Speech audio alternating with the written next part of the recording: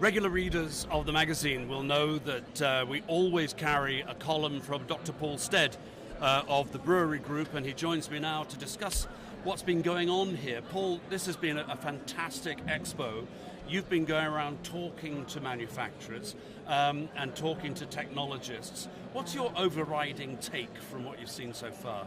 Amazing exhibition. I think there's been a real diversity of attendees, right from SMEs right through to the big boys, big brands, and I guess there's still a lot of uncertainty around Brexit in the background, but people are generally very, very positive. I think there's great news for the British manufacturing sector, and I guess from my point of view, I really would like to be able to help them with their export drives and to get their products better. And unfortunately, my life, or fortunately, I guess, fortunately, my life has been working in the States.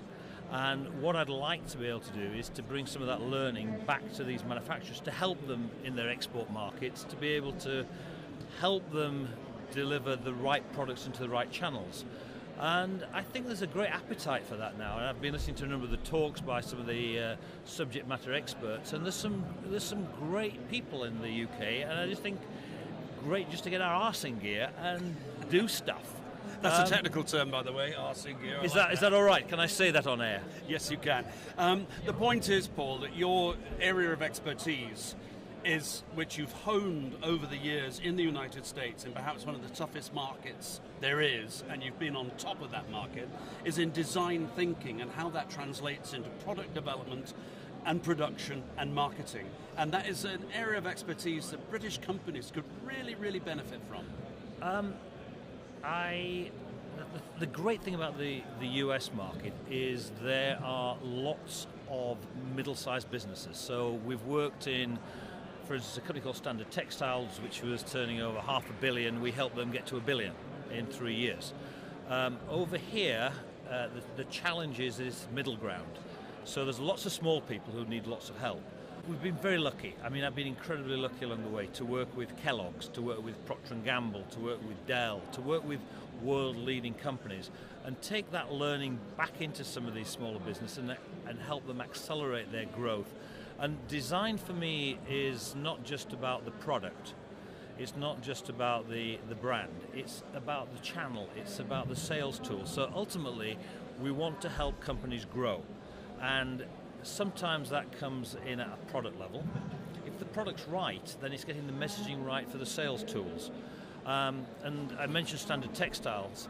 I'd never worked in textiles before, but mapping, as I would say, looking at and again, a quite technical term, but the ecosystem, the people in the channel, right from the people who produce the yarn, to the people who buy the towels, to the people who recycle them, looking at a value chain and finding out where you can really play and make a difference.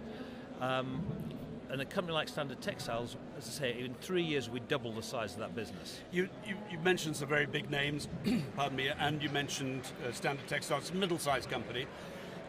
Is it possible to extrapolate the lessons that you've been able to bring to these large companies and take them into small companies? Are they the same lessons, or do you have to adapt them? Yes and yes. I've been very lucky, and one of the things that I'm starting to do is I also do angeling.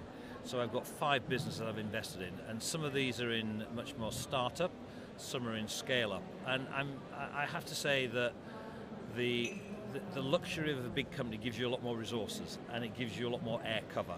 And you've got to be a lot more agile with the smaller companies, because you've got to drive into sales quicker. You haven't got the luxury.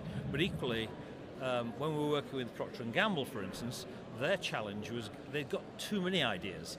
So they were about killing ideas to get to the big idea.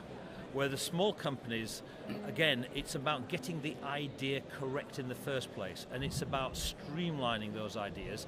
It's about getting those ideas in front of the customers early on, getting the sales. But sales is the lifeblood of any company, and I think the thing that as designers, designers are traditionally very, very passionate about the product and about what they're doing, but actually design is a great way of helping companies grow.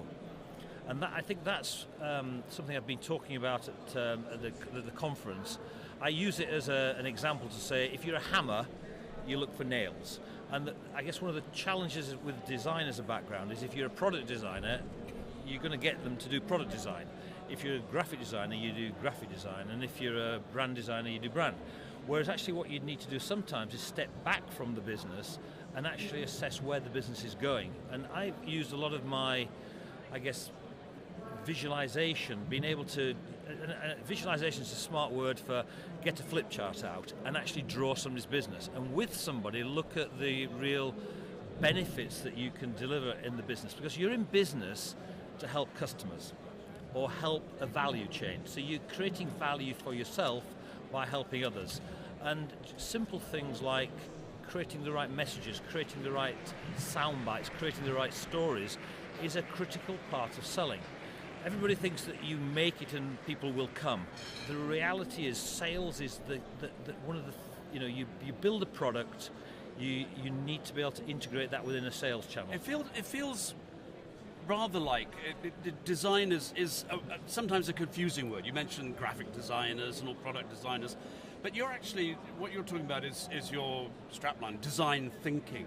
It's actually more like engineering. It's corporate engineering with design as the overarching theme. Absolutely. Well, the way I categorize this is there's design thinking and design doing. A lot of people, designers are traditionally in the doing space. And I guess I've been very fortunate to not only to work with some amazing clients, but I've built an amazing business along the way. Because at one point I had 27 offices around the world and 750 people. So I'm one of the few designers, I guess, who's built a global consultancy. And in doing so, you kind of building your own business and learning a lot of the tools of the trade of being a CEO. And design thinking really has to be sponsored top down, unfortunately. Well, everything that's happening here really has to have buy-in from shop floor to top floor and vice versa. But I guess a lot of the, when you're doing new, and whether it's new product, new sales channels, it's a bit like when you have kids.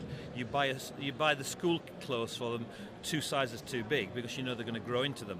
And it's the same with design thinking in a way. What you want to do is project a future of what the business is going to be that you can grow into. Now, the challenge with businesses is you need to invest.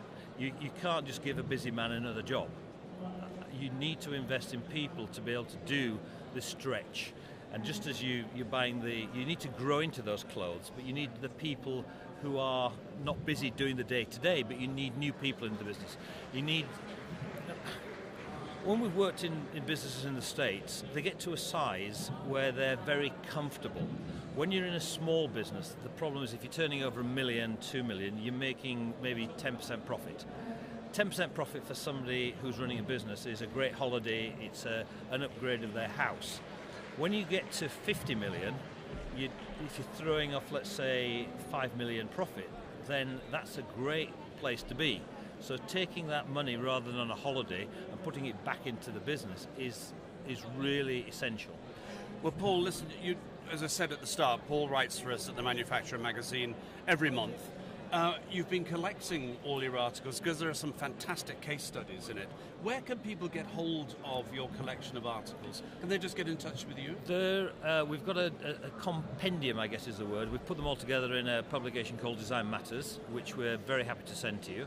They're all on our website, which is thebrewerygroup.com. Thebrewerygroup.com, no hyphens really. No, thebrewerygroup.com, one word. Yep. They're all there to download as a PDF. As I said in the talk, if there are people who are serious, who want a serious conversation, I'm very happy to get on the phone, and if they've got a real business need, then I'm happy to jump in a car and go see them. And I guess the thing is that every Friday night I'd come back from the US and then I'd be on a plane again on a Sunday, and I'm trying not to do that. So part of my change in lifestyle is I want to help British industry succeed, and some of that is going to be hopefully a portfolio approach where I'm working with some SMEs and angeling. Some of that is going to be working with some larger companies, but I don't want to work with the world. And I guess the other thing clients often say to me is I'm Marmite. People love me or hate me. And I guess the thing that has come across is that we tell the truth. We are very, very honest. And if we don't think things are going to succeed in the marketplace or they need to change... Yeah, if you can get to know quickly, then it saves everybody an awful lot of time. I think that, again, we've worked with some amazing people over the years, and both as staff who I've employed and clients. And I think that the value in somebody like myself, and I'm not the only designer who does this, is to be able to get to answers quickly, is to accelerate the process so you can take the risk out. And one of the things is, it's not about earning fees, it's doing the right thing. So I personally get a great buzz out of growing other people's businesses. What I'm trying to do for some of the smaller businesses, if they can't afford a high level of fees, is I'm happy to take a blend. I'm happy to take equity and fees, because it's a risky place to be. And I realise there's a saying, oat for note. So they've got to pay something, but we will tailor a product to help them and take them on a journey, because growing a business is a journey. You need great commitment, you need great passion, you need vision. And what I've seen here at this exhibition are some amazing businesses who've got some fantastic opportunities.